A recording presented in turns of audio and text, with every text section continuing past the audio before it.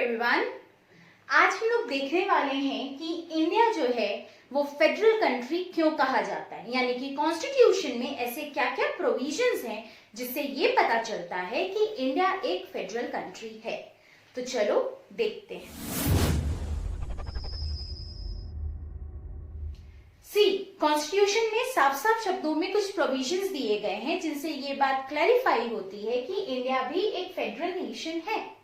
ये क्या क्या है कॉन्स्टिट्यूशन में प्रोविजंस? पहला, इंडिया जो है वो यूनियन ऑफ स्टेट्स है, यानी कि बहुत सारे स्टेट्स मिले हुए हैं इसमें। ये स्टेट्स का एक यूनाइटेड ग्रुप है। इससे ये साफ साफ पता चलता है कि ऑब्वियसली एक सेंटर है और एक स्टेट है। इसका मतलब है इनके बीच में पावर का डिस्ट्रीब्यूशन होगा। दूसरा बात, कॉन्स्टिट्यूशन में साफ साफ शब्दों में दिया गया है कि टू टायर ऑफ गवर्नमेंट्स होंगे, एक सेंट्रल लेवल पे और दूसरा स्टेट लेवल पे। नाउ बाद में अमेंडमेंट भी हुआ और उस अमेंडमेंट के तहत ये भी कहा गया कि ताकि ग्रास रूट लेवल तक डेमोक्रेसी पहुंच जाए, इसलिए हमारे पास एक थर्ड टियर ऑफ गवर्नमेंट भी होगा जिसका नाम है पंचायती राज सिस्टम। इससे भी क्लियर होता है कि हमारे यहाँ पावर शेयरिंग होती है। नेक्स्ट इज, कॉन्स्टिट्यूशन में साफ साफ वर्ड्स में दिया गया है कि किन किन मैटर्स पर पे कौन कौन कानून बना पाएगा। मतलब कि स्टेट किस मैटर पे कानून बना सकता है, सेंटर किस मैटर पे कानून बना सकता है और किन मैटर्स पे स्टेट और सेंटर दोनों मिलके कानून बना सकते हैं। इन्हें कहा जाता है सब्जेक्ट्स, नहीं तो लिस्ट्स। कॉन्स्टिट्यूशन में 3 तरह के लिस्ट की बात की गई है। पहला है यूनियन लिस्ट, इसको हम सेंट्रल लिस्ट भी कहते हैं। इसमें वो सारे सब्जेक्ट्स आ जाते हैं, वो सारे टॉपिक्स आते हैं जिन पे सेंट्रल गवर्नमेंट सिर्फ लॉ बना सकती है, जैसे कि हमारी कंट्री का डिफेंस। इस पे कोई स्टेट गवर्नमेंट लॉ नहीं बना सकता है। इस पे लॉ जो है वो सिर्फ सेंट्रल गवर्नमेंट बना सकती है। So defence is a subject of union list. Now coming towards the second list, state list. State list में वो सारे सब्जेक्ट्स आ जाते हैं जिनमें आपका लॉज जो है वो स्टेट गवर्नमेंट बना सकती है, जैसे कि लैंड रेवेन्यू, एग्रीकल्चर, इन सारी चीजों पे लॉ बनाने का जो राइट है वो स्टेट गवर्नमेंट के पास होता है। इनफैक्ट इसलिए ये स्टेट गवर्नमेंट को दिया गया है क्योंकि स्टेट गवर्नमेंट जो है वो बेटर तरीके से अपने एरिया पे उन लॉज को अपने रिक्वायरमेंट के अकॉर्डिंग प्रिपेयर कर सकती है। नाउ कुछ मैटर्स ऐसे हैं जो देश के इंपॉर्टेंस के भी होते हैं और एक पर्टिकुलर स्टेट के इंपॉर्टेंस के भी होते हैं। तो उन सारे टॉपिक्स पे लॉज जो होता है वो सेंट्रल गवर्नमेंट और स्टेट गवर्नमेंट ये दोनों मिलकर के लॉज बना सकते हैं, जैसे कि मैरिज, डिवोर्स। इन सारे टॉपिक्स पे state government and central government दोनों मिलकर लॉज बनाते हैं और इस लिस्ट को कहा जाता है कॉन्करेंट लिस्ट। क्या कहते हैं? Concurrent list. More over recent में ये भी फील किया गया है कि आए दिन कहीं ना कहीं कुछ नए नए मैटर्स जो है वो आते रहते हैं और हर वक्त कॉन्स्टिट्यूशन में अमेंडमेंट करना पॉसिबल नहीं है। तो डिसाइड किया गया कि वो सारे मैटर्स जो कि इन 3 सब्जेक्ट्स में नहीं आते हैं उनमें लॉ बनाने का राइट जो है सेंट्रल गवर्नमेंट को दिया जाएगा और वो सारे मैटर्स जो है वो आएंगे आपके रेसिडुअरी सब्जेक्ट्स में। किसमें काउंट किए जाएंगे? रेसिडुअरी सब्जेक्ट्स पे। जैसे कि एग्जाम्पल देखो, अभी आपके यहाँ कोविड-19 का सिचुएशन है जो कि एक नई तरह की बीमारी है।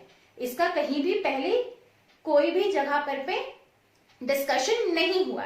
अब अगर इससे रिलेटेड कोई लॉ बनाना है तो उस पर पे कानून जो है सेंट्रल गवर्नमेंट भी बना सकती है। क्लियर है?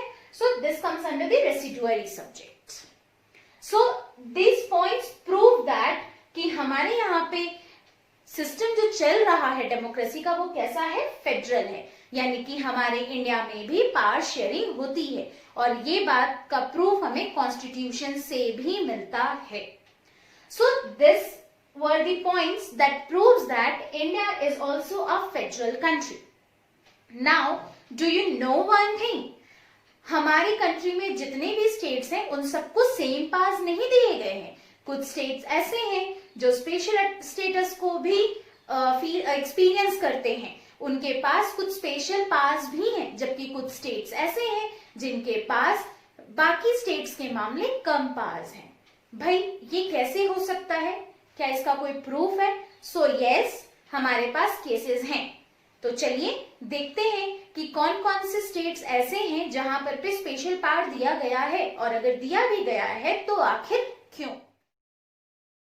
So now coming towards the next point, सारे स्टेट्स के पास इक्वल पावर्स नहीं होते हैं, किन्हीं के पास पावर्स ज्यादा होते हैं तो किन्हीं के पास पावर्स कम होते हैं। जैसे कि example Jammu and Kashmir, Jammu and Kashmir India के एकदम टॉप में है, बट ये बाकी स्टेट से डिफरेंट माना जाता है।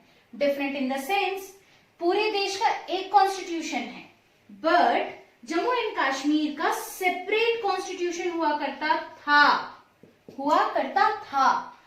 इसलिए बोल रही हूं कि अभी रिसेंटली ही जम्मू कश्मीर को डिवाइड कर दिया गया है into 2 union territories, that's why.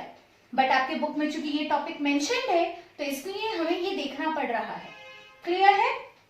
So Jammu and Kashmir के पास एक्स्ट्रा पावर्स थे, इनके पास सेपरेट कॉन्स्टिट्यूशन हुआ करता था। Moreover non residents can not buy home here, जितने भी यहाँ के नॉन रेसिडेंट्स हैं, मतलब कि जैसे आप मान लो आप रहते हो रायपुर में और आप चाहते हो कि आप जम्मू कश्मीर में जमीन खरीदो या घर खरीदो, तो वो आप नहीं खरीद सकते हो, ठीक है?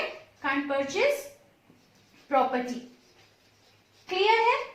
जबकि बाकी स्टेट्स में ऐसा कुछ नहीं है। अगर आप मान लो रायपुर में रहते हो और आप जाकर के रामगढ़ में जमीन खरीदना चाहते हो तो कोई दिक्कत नहीं है, आराम से खरीद सकते हो। लेकिन जम्मू कश्मीर में किसी भी नॉन रेसिडेंट को वहां पे जमीन या प्रॉपर्टी कुछ खरीदने का राइट नहीं था। तो इस तरीके से ये पता चला कि ये क्या है, स्पेशल स्टेटस एंजॉय कर रहे हैं, इनको स्पेशल पास दिया गया है, ठीक है? जबकि वहीं दूसरे केस में हम लोग देखते हैं चंडीगढ़ और दिल्ली को। चंडीगढ़ और दिल्ली ये दोनों जो हैं ये यूनियन टेरिटरीज हैं। क्या है?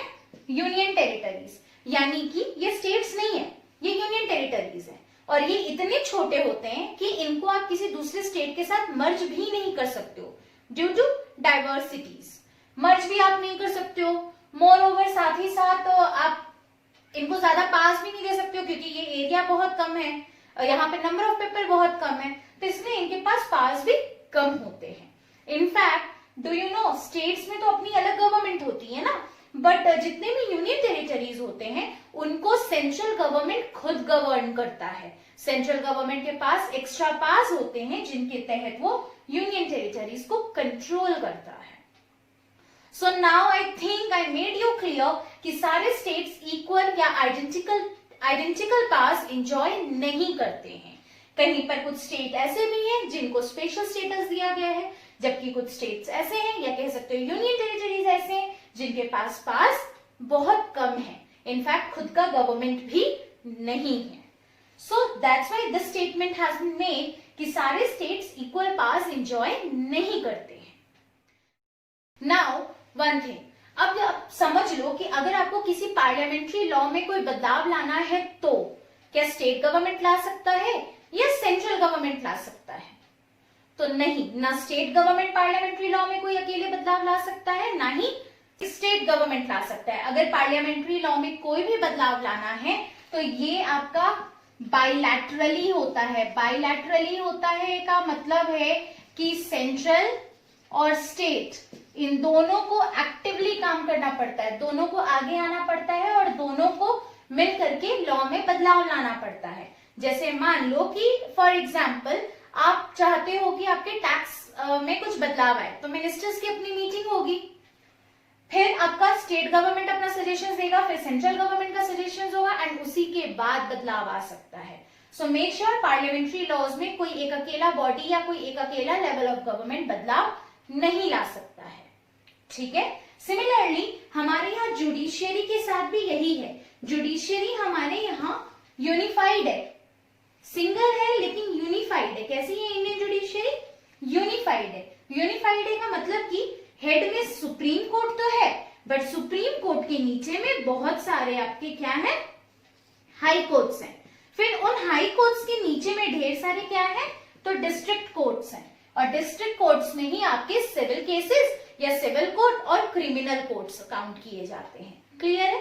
तो देखो है तो ये एक ही बॉडी, बट लेकिन उसके यूनिट्स डिवाइड किए गए हैं और उनके पास को डिस्ट्रीब्यूट किया गया है। यानी कि गवर्नेंस में तो हमने पावर डिवाइड किया ही है, लेजिस्लेशन में भी हमारा पावर डिवाइडेड है। जब लेजिस्लेशन में है तो ऑब्वियसली एग्जीक्यूटिव में भी है। वैसे ही जुडिशियरी भी हमारा क्या है, तो लेवल्स में डिवाइडेड है, जिसमें एपेक्स बॉडी पे कौन काउंट होता है, तो एपेक्स बॉडी पे है आपका सुप्रीम कोर्ट। सुप्रीम कोर्ट के नीचे हाई कोर्ट्स और हाई कोर्ट्स के नीचे आपका डिस्ट्रिक्ट कोर्ट्स। क्लियर है? सो दिस वे हमको दिख रहा है कि मेरे पूरे कंट्री में अगर हम लेवल ऑफ गवर्नमेंट को भी देखें तो उनके अंदर में भी फेडरेशन है, उनके अंदर में भी पावर शेयरिंग है। क्लियर है? So this was about how power is divided in India and how can we say that India is a federal country. Now इसके आगे का जो भी टॉपिक रहेगा वो हम लोग नेक्स्ट वीडियो लेसन में देखेंगे। होपफुली आज हमने जहां तक आपको समझाया है, आज जितना एक्सप्लेन किया गया है वो आपको क्लियर हो गया होगा।